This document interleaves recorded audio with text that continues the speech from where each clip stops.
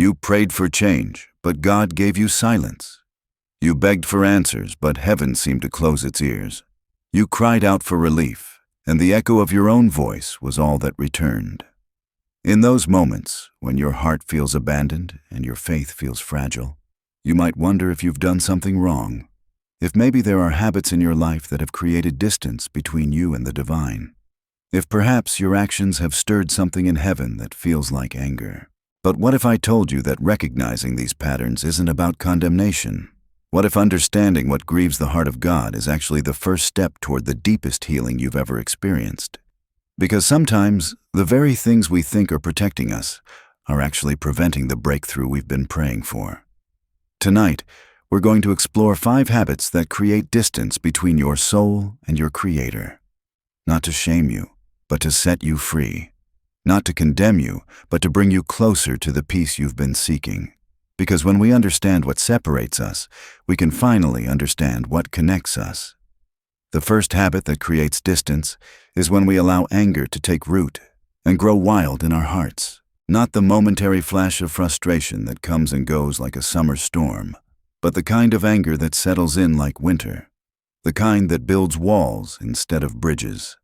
The kind that rehearses hurt instead of releasing it. You know this anger. It's the resentment you carry from last year's betrayal. It's the bitterness that colors every conversation about that person who wounded you. It's the rage that feels justified because, after all, they were wrong and you were right. But here's what happens when anger becomes our permanent resident instead of our temporary visitor. It doesn't just hurt the people around us. It separates us from the very source of healing we desperately need.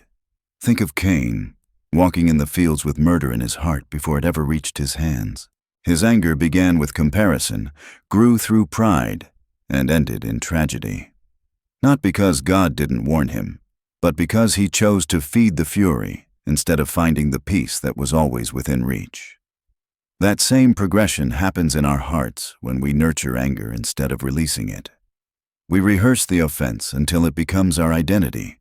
We practice the pain until it becomes our purpose. But anger doesn't have to be your story. Every moment you choose forgiveness over fury, you're choosing connection over separation.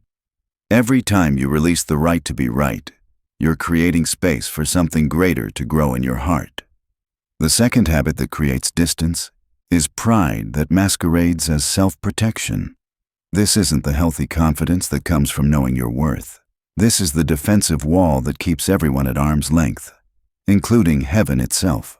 It's the voice that whispers, "I don't need anyone," when your heart is breaking from loneliness. It's the posture that says, "I can handle this myself," when your soul is crying out for help. Pride tells us that asking for help is weakness, that admitting we're wrong is defeat, that showing our true hearts is dangerous. So we build these beautiful, polished versions of ourselves and wonder why we feel so empty inside. We present perfection to the world and then feel confused when no one really knows us. We wear masks so convincing that we forget what our real faces look like. But here's the gentle truth that pride doesn't want you to hear. Vulnerability isn't your enemy. It's your doorway to connection. Every time you choose authenticity over image management, you're choosing intimacy over isolation. Every moment you let your guard down with safe people, you're practicing the very posture that draws heaven closer. The third habit is the subtle art of modern idolatry. Not the obvious kind with golden statues and burning incense, but the everyday kind that happens when we make good things into ultimate things. When our careers become our identity instead of our calling.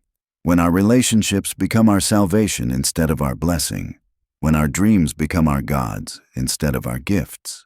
You might not think you're guilty of idolatry, but consider this. What consumes your thoughts when you lie awake at 3 in the morning? What do you check first when you wake up? What would devastate you if it disappeared tomorrow? Those answers reveal what might have quietly taken the throne of your heart without you even realizing it. This isn't about feeling guilty for loving your family or being passionate about your work. This is about recognizing when those good things have become ultimate things.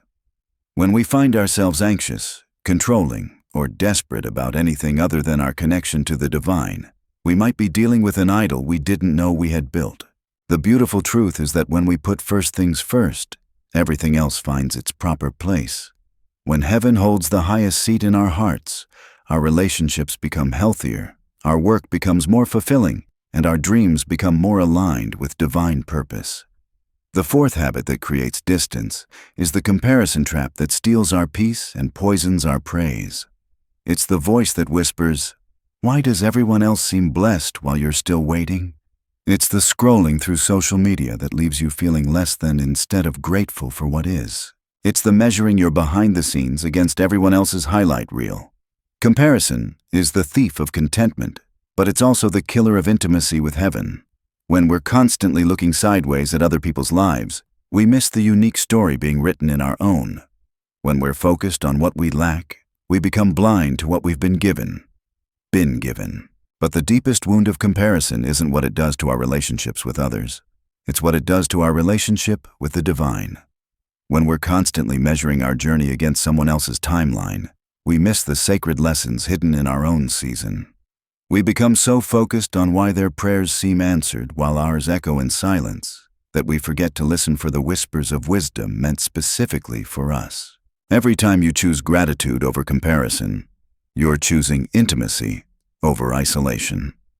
Every moment you celebrate another's blessing without diminishing your own worth, you're creating space for your own breakthrough to unfold in divine timing. The fifth habit that creates distance is the restless pursuit of control disguised as faith. It's the prayers that sound like demands and the surrender that comes with conditions attached. It's the voice that says, "I trust you, God, but here's my timeline." It's the faith that believes in miracles but insists they happen according to our schedule and our specifications. This kind of control masquerades as spiritual maturity, but it's actually spiritual anxiety. We think we're being faithful by mapping out exactly how heaven should move in our lives.